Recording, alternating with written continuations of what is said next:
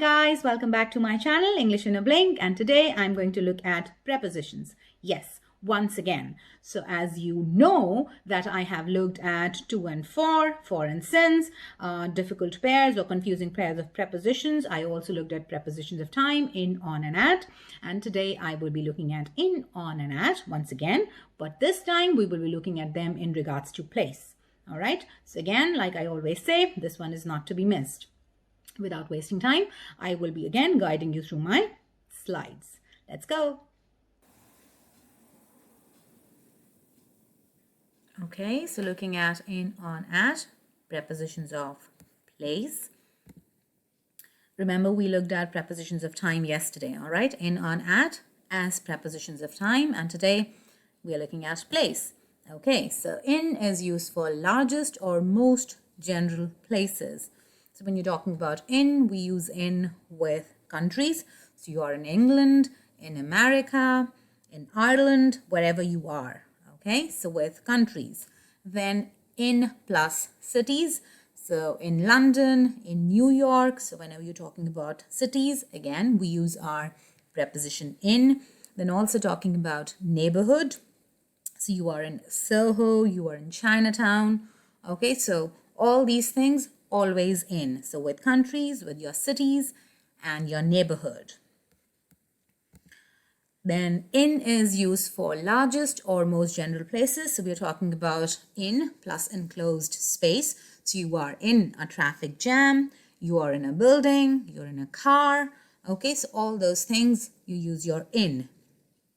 Then when you're talking about in water, all right, so things with water, so you always say you are in the sea, you are in a river, you're in a lake, you're in a swimming pool. Okay, so all those things, always anything to do with water, so you are always in that. All right, so you're in a river, in a lake, in a swimming pool. Okay, so then in plus printed material. So in a book, so you read that in a book, you saw that it was in a picture, or you read something in a newspaper. So always all your printed material in. So that was your in. Now coming to on. So on used for most specific places like certain streets. So on plus means of transport. All right, so yeah, always remember when talking about transport, so like public transport, all right, you use your on. So you're on a bus, you're on a train, on a plane, you're on a ship. So big vehicles, you're on them. Smaller ones, you use your in. So you're in a car, in a boat, all right, in a van, in a taxi. But when you're talking about big, so you're on a bus, you're on a train, on a plane, on a ship. And I mean, with bike, what do you think? You're on a bike, in a bike. I mean, if you're in a bike, it would look very odd, isn't it? So yeah, you're always on a bike, all right? Even though, like I said, huge, big vehicles you're on, but like, come on, like bike, on.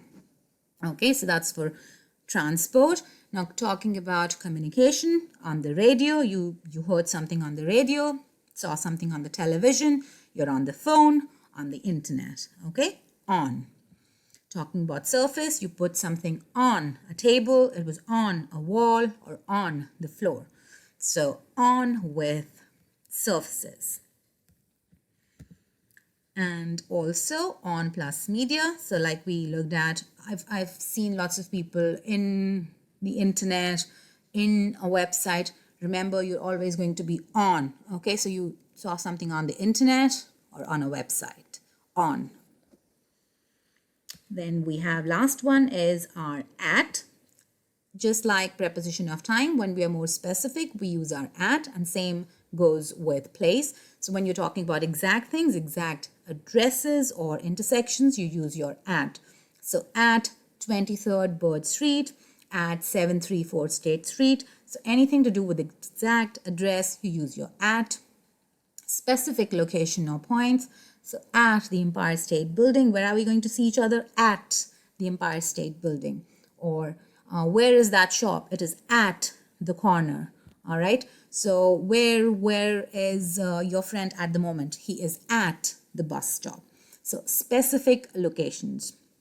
And then also when you're talking about group activities, so where are you? At a party or at a concert or maybe at the cinema.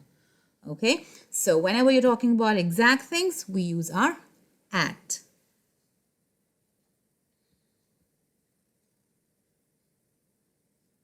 Okay, so that brings us to the end of this lesson. I'm sure that you have learned all your prepositions by now. And again, if you have any questions, don't forget to write in the comment box and I will be looking at them.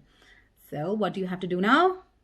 Like, press the subscribe button and share it with your friends. Until we meet next time. Bye for now.